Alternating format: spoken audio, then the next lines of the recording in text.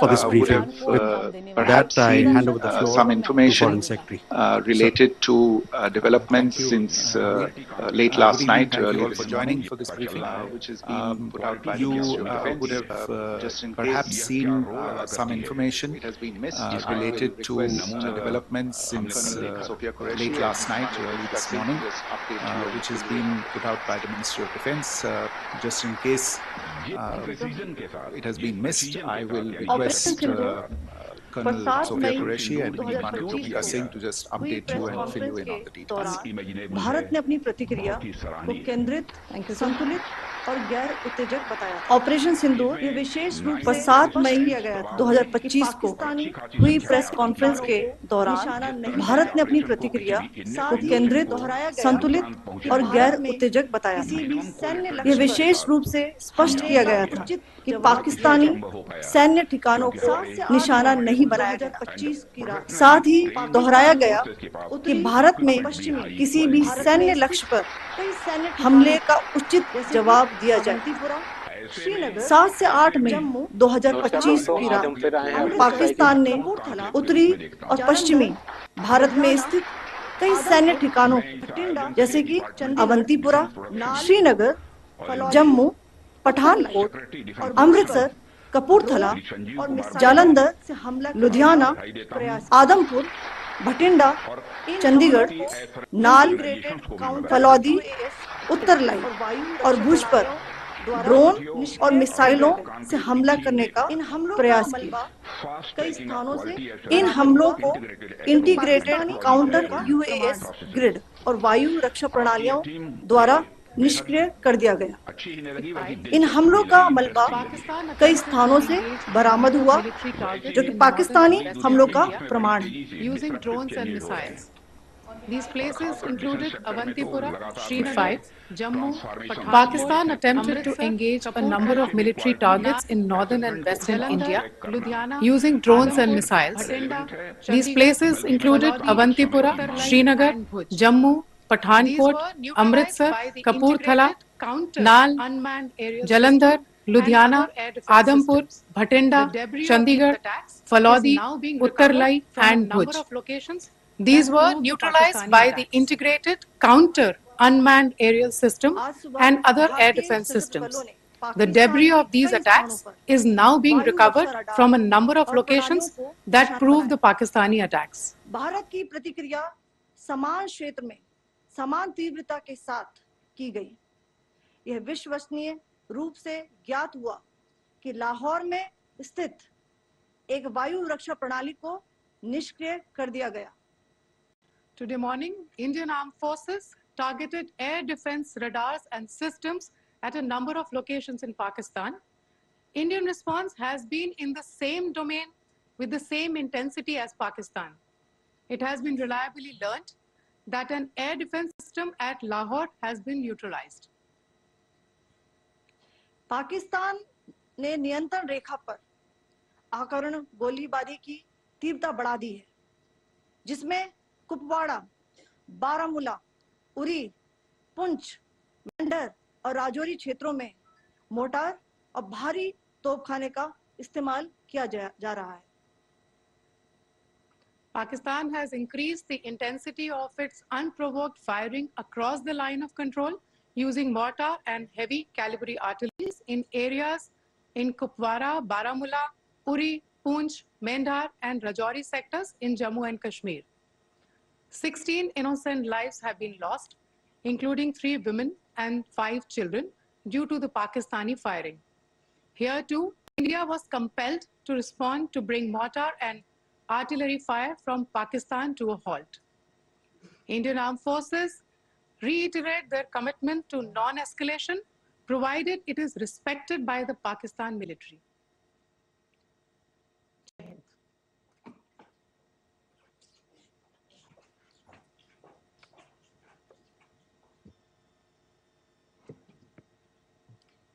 Thank you.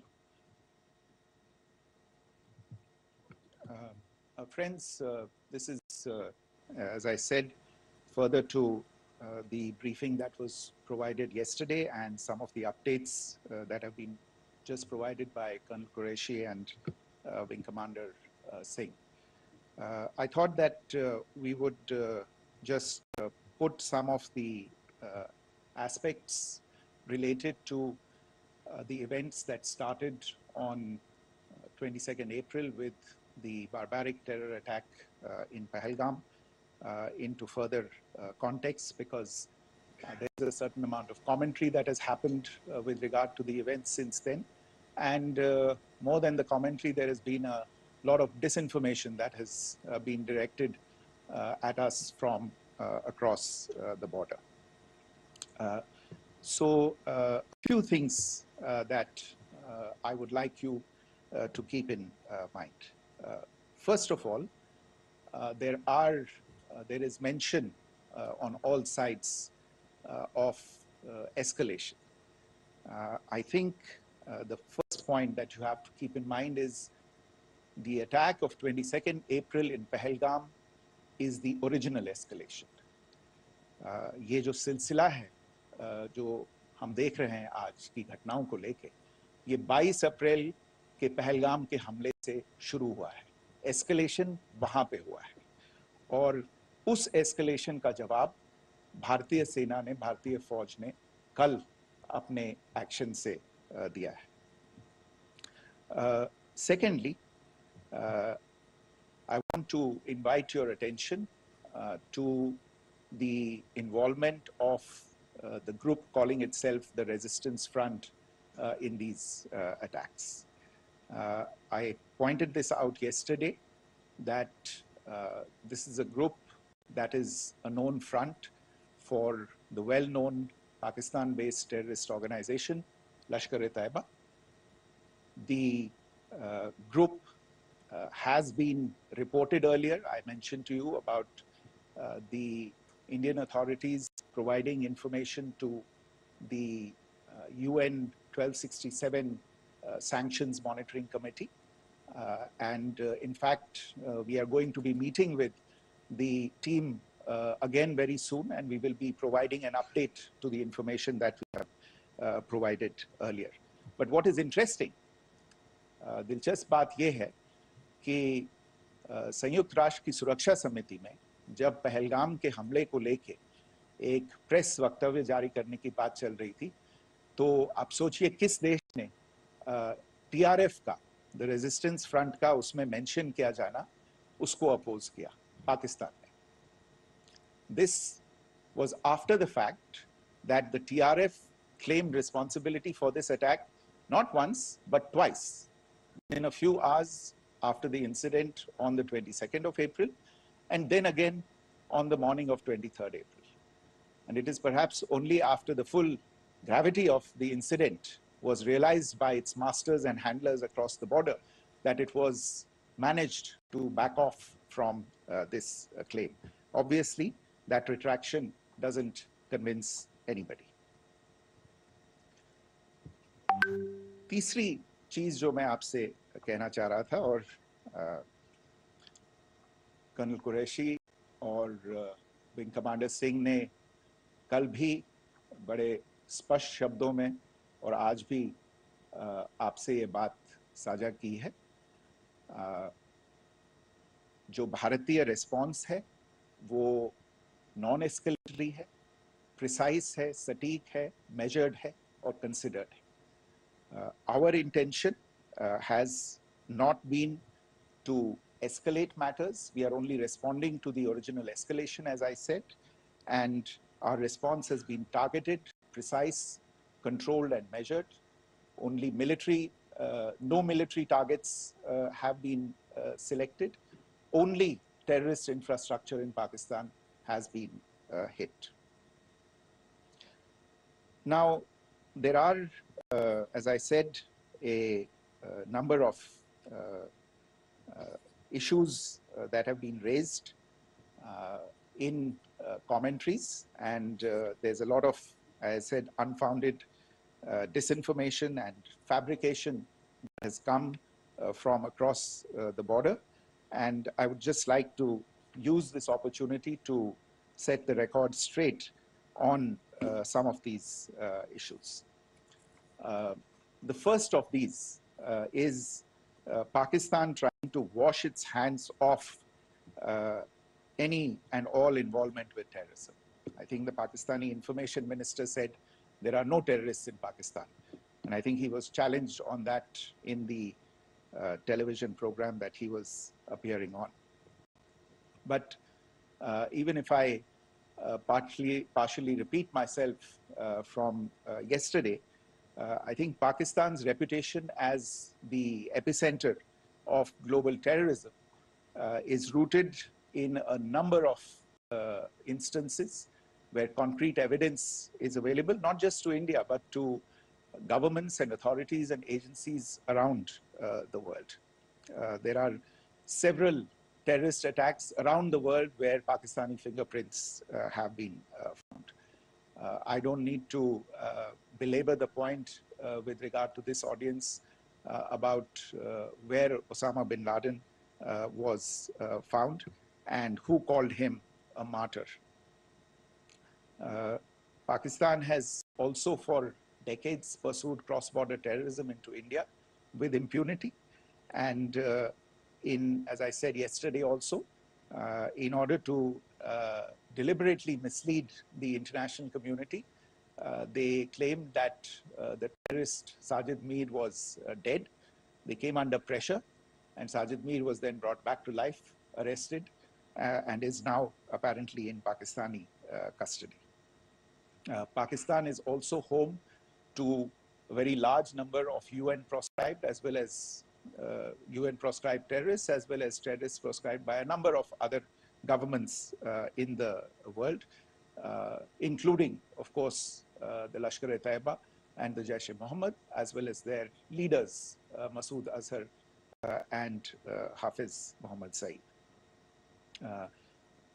आपने देखा होगा हाल ही में पिछले कुछ दिनों में पाकिस्तान के रक्षा मंत्री और उनके पूर्व विदेश मंत्री दोनों ने इस बात को माना है कि पाकिस्तान का ऐसे ग्रुप्स के साथ जो रिश्ता है वो क्या रहा है.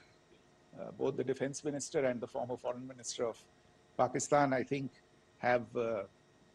they've done a more eloquent job of this than I could ever do in terms of describing their country's implication in international terrorism and their involvement in housing these kinds of groups. दूसरा जो विषय है वो है पाकिस्तान का जो एक दावा है कि एक इंटरनेशनल impartial investigation होना चाहिए, एक joint investigative committee होनी चाहिए. These calls for jointly investigating this heinous and barbaric attack in Pahalgam. Again, I think you know the history well on this. You know the track record well, and it is not a bright track record insofar as Pakistan is concerned. In fact, in the pursuit of justice for the victims of multiple terrorist attacks, whether it be Mumbai in 2008, in Pathankot in 2016, or many others. But in particular for these two attacks, India had offered to cooperate. India provided forensic evidence and urged Pakistan to bring the perpetrators of these attacks to justice.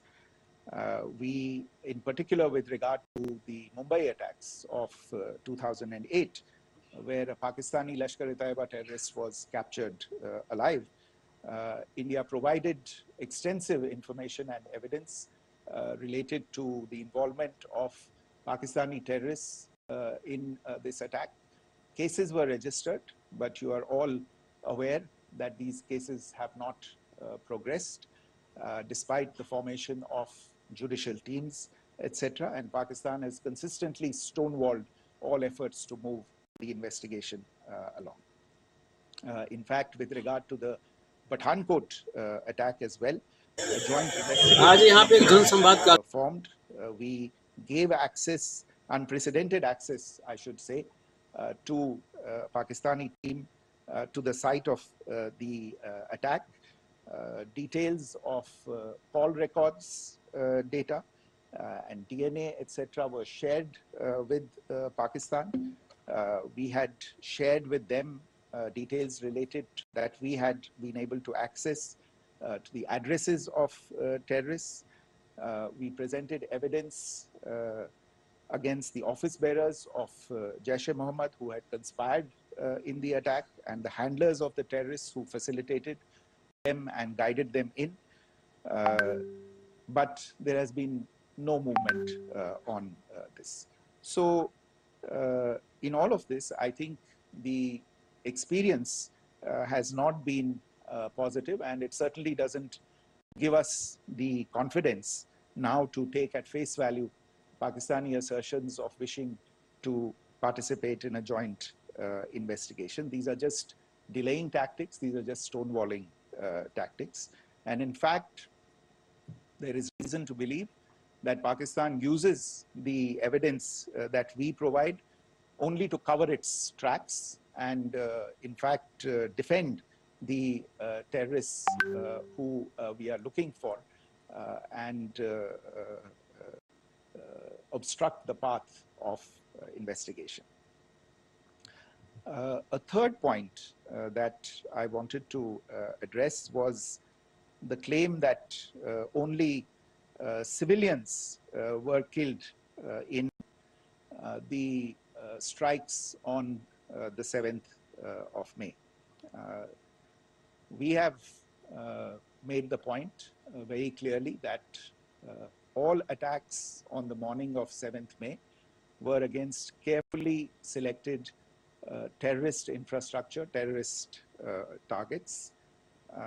It is not clear to us, in fact, seeing some of the coverage of the after effects of these strikes, including the funerals for the terrorists that were held yesterday. I think a lot of you have seen the reports and the coverage on media. If only civilians, if any civilians were killed in these attacks, I wonder what message this picture actually sends to all of you. This is a question that is worth asking. It's also odd that the funerals of civilians are carried out with the coffins being draped in Pakistani flags and state honors being accorded. As far as we are concerned, the individuals eliminated at these facilities were terrorists. Giving terrorist state funerals may be a practice in Pakistan. Doesn't seem to make much sense to us. Pakistan has also claimed that India deliberately attacked religious sites. This is completely false again.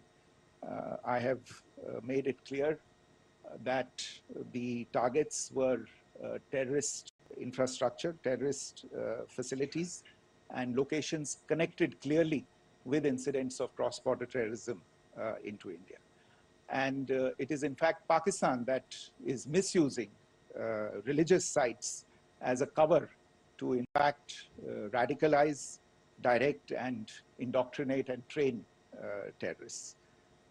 In fact, contrary to what Pakistan is claiming, yesterday Pakistan launched a targeted attack on the Sikh community in the state of Jammu and Kashmir, hitting Gurdwara in Poonch and the homes of Sikh community members, which came under attack. And we know that at least 3 individuals were killed in that particular attack. Pakistan is also making attempts to, in fact, just to add to this point, the retaliatory action that Pakistan has taken, in fact, is impacting civilians. I showed you the picture of the Gurdwara and the Sikh community members who were killed in this. There are other civilians also who've been killed and injured in these attacks. In fact, since yesterday morning, a total of 16 civilians have been killed and 59 others have been injured in the attacks by Pakistan.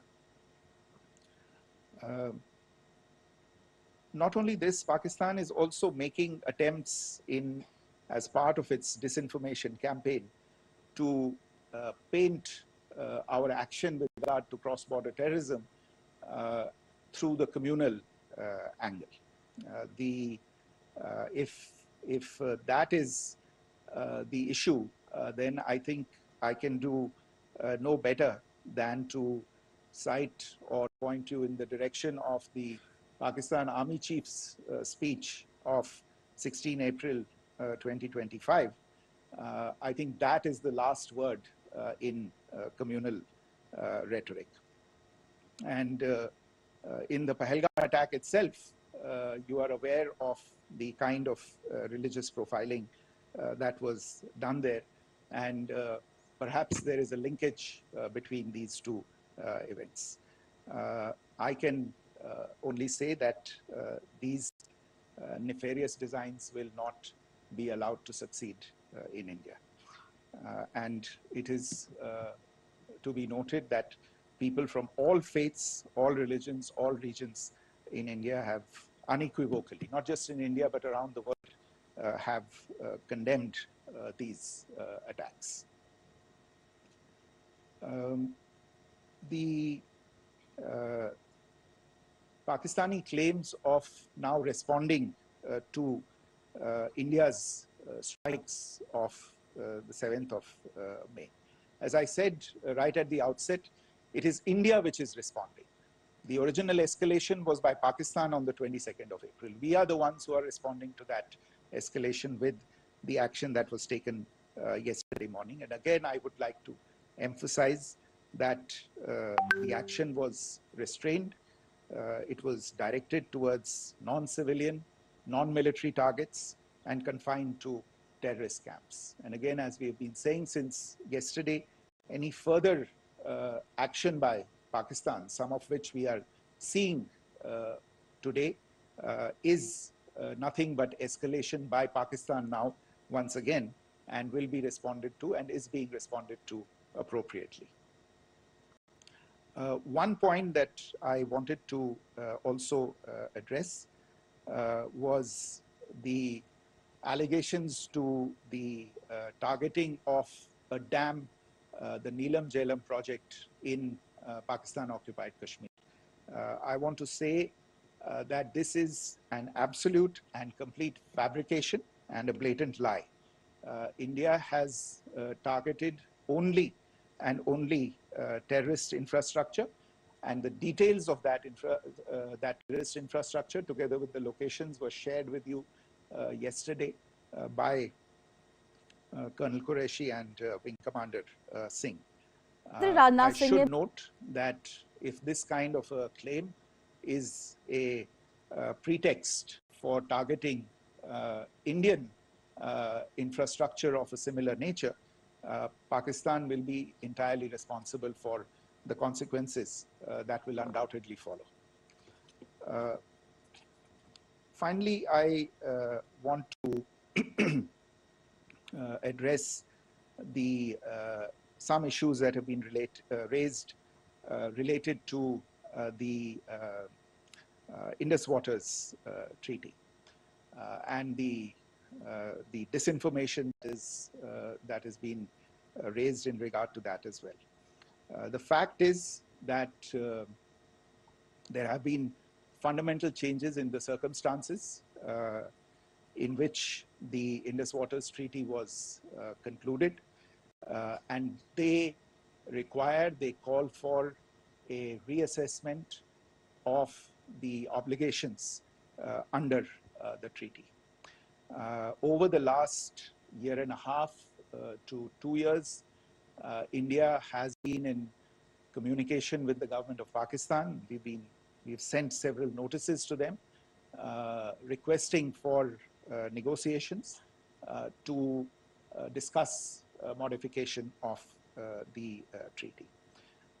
India has for 6+ decades now, honored the treaty, even during periods when Pakistan imposed multiple wars on us, and even when relations were adversarial. Pakistan is the one that has been acting in violation of the treaty, deliberately creating legal roadblocks in India exercising its legitimate rights on the Western rivers. Any projects that India sought to build on the Eastern rivers, and even on the Western rivers, which we are allowed to by the treaty, were always challenged by Pakistan, thereby hampering our rights to utilize our legitimate waters under the treaty. In fact, if you see, the preamble of the treaty itself states that the treaty was concluded in a spirit of goodwill and friendship. Mark those words, concluded in a spirit of goodwill and friendship. ये भारत का धैर्य और भारत की सहनशीलता है जो 65 साल से हम इतनी प्रोवोकेशन के बावजूद इस ट्रीटी को निभा रहे हैं. However, as has been made clear earlier as well, Pakistan has not responded to our requests to enter into negotiations for a reassessment of the obligations under the treaty. A number of conditions have changed. This is a treaty that was based on the engineering techniques of the 50s and the 60s. We are living through the first quarter of the 21st century. Technological changes and technological advancements have to be taken into account. There are demographic changes. There are climate changes that have taken place. There is the imperative of clean energy. And of course, the terrorism that Pakistan has wreaked in the state of Jammu and Kashmir itself has hampered India's ability to exercise its rights under the treaty. Pakistan's persistent refusal to respond to our requests to enter into government-to-government negotiations on the modification of the treaty is, in a sense, itself a violation of the treaty. And therefore, India has taken the step of putting the treaty in abeyance until Pakistan abjures irrevocably its support for cross-border terrorism. Maybe I'll stop there. I mentioned earlier yesterday as well that this is an evolving situation. I would therefore ask all of you to be considerate and restrained. It will not be possible for us or my colleagues from the armed forces to share operational details at this point in time. Beyond that, if you have any questions, I have time for only a few, and I'll try to answer those questions. Okay, I give the floor to Rishabh. On Secretary, good evening. This is Rishabh from Times Now. I just wanted to understand, as per the press release that has been released earlier today, it says that we have successfully hit at the air defense of Lahore. Does it give our forces a better chances if in case of further escalation? And are there other air defense places as well, strategic location that were targeted? Rishabh, you are violating the first rule that I set out at the end of my remarks. The press release that has been issued by the Ministry of Defense today speaks for itself. It is related to operational matters. It's been released by the Ministry of Defense. As more information becomes available, it will be released at the appropriate time. Once again, please don't go into operational details at this point in time, because this is a constantly evolving situation. Yeah, go ahead. Foreign Secretary Smita Sharma, just wanted to ask, the Pakistani Minister Ishaq Dar in an interview has claimed that the national security advisors of India and Pakistan have spoken to each other.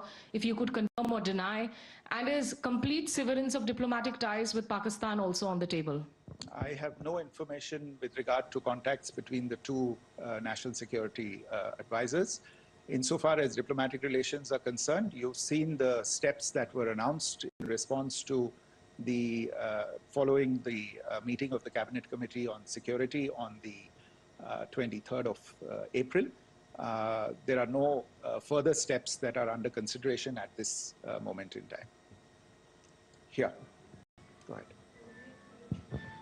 Foreign secretary, मेरा नाम मनीष है, मैं TV9 Bharatvarsh से हूं और आपने खुद ही बताया कि कितना मिस इन्फॉर्मेशन क्रॉस बॉर्डर से आ रहा है, बल्कि ऐसा लग रहा है जैसे पाकिस्तान के प्राइम मिनिस्टर और डिफेंस मिनिस्टर तक भी प्रोपेगेंडा करने में मिस इन्फॉर्मेशन में आ गए हैं। वो कई बार तो ये तक दावा करते हैं कि हम 3 राफेल हमने गिरा दिया, इतने हमने मिग गिरा दिए, और जब उनसे पूछा जाता है तो वो कहते हैं कि सोशल मीडिया में हमने ये सब चीज़ें देखी थी। तो अगर आधिकारिक तौर पर अगर आप कुछ कह सकें इस पर, ताकि उन्हें भी समझ में आए कि इस तरह के प्रोपेगेंडा नहीं चलने वाला है। देखिए, जब सही समय होगा तो आधिकारिक तौर पे इसके बारे में सूचना दी जाएगी, लेकिन जो आपका प्रश्न है कि प्रधानमंत्री और उप प्रधानमंत्री और विदेश मंत्री, उनके रक्षा मंत्री इस तरह की बातें कर रहे हैं, तो इसमें अचरज की कोई बात नहीं है। आखिरकार ये एक देश है जिसने अपना इसका जन्म लेते ही झूठ शुरू हो गया था। 1947 में जब पाकिस्तानी फौज ने जम्मू कश्मीर पे दावा बोला, तो उन्होंने किसी ऐसे वैसे व्यक्ति से नहीं, संयुक्त राष्ट्र से झूठ बोला कि हमारा कोई लेना देना नहीं है इससे, ये लोग जो गए हैं वो तो कबायली हैं। वो तो जब हमारी फौज वहाँ पे पहुंची और UN के लोग, संयुक्त राष्ट्र के लोग खुद वहाँ पे पहुंचे, उन्होंने देखा कि वहाँ तो पाकिस्तानी फौज घुसपैठ करके आ गई है, उसके बाद पाकिस्तान को मुंह की देखनी पड़ी और उनको मानना पड़ा कि हाँ, उनकी फौज वहाँ पे कुछ समय से पड़ी हुई है।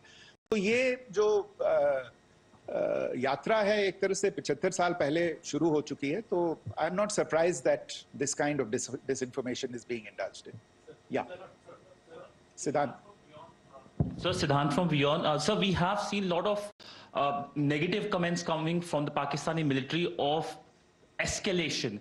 If tomorrow there is an escalation, there are strikes, we know one attempt has been thwarted, what will be the Indian response to those attempts of creating more escalation? Because it's looking like it's going towards more escalation. And my second question is, are any other world powers, essentially the P5 countries, the West Asian countries, reaching out to de-escalate the current situation? Look, on escalation, we've already made our stance clear. I mean, there are two basic points. First of all, it is Pakistan that escalated on the 22nd of April. We are only responding to that escalation. And then what we have said yesterday and what my colleagues have said today, that now if there is an attempt at further escalation by Pakistan, it will be responded to in an appropriate domain. Therefore, the choice is entirely that of Pakistan to make. As to your second question, I don't think I can do better than to point you in the direction of the statements that are being made from practically every chancellery in the world and the sentiment that they are carrying. That sentiment essentially, and for the major portion, is support for the government of India in the context of the condemnation of the terrorist attack in Pahalgam on the 22nd of April. There is wide recognition of the government of India's right to respond to these attacks in self-defense, and of course a desire to ensure that there is not further escalation. I think these statements speak for themselves. Yeah. Sir, this is Mausami from India Today.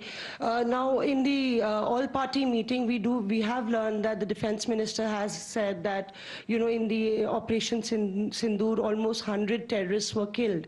Would we have any details about what is the number like, and also about if there were any big faces, masterminds, terrorist masterminds who were in fact killed? There is also a report that Masood Azhar's family's 10 members have been killed, and Rauf Asghar, who was actually the mastermind of Pulwama, he's also been badly, severely injured.